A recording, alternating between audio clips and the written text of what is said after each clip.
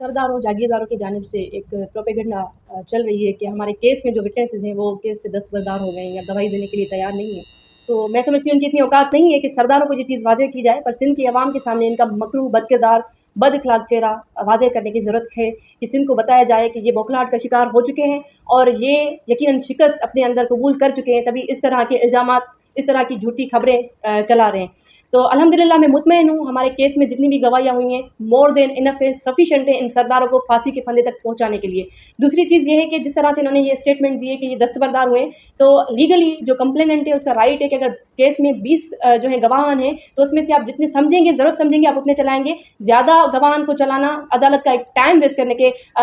समझे कि मुकाबिल होता है। तो हमने इसकी ज़रूरत इसलिए नहीं समझी कि ये केस में हमारे अब्दुल सत्तार नामी एक मुल्ज़िम है कि जिसकी ये गवाही इन लोगों ने दी थी कि ये कार जो रिकवर हुई है इस क्राइम में वो अब्दुल सत्तार की है। उसके बाद ये चीज़ जो है बैंक की तरफ से क्लियर हो चुकी है, कोर्ट में ये साबित हो चुका है कि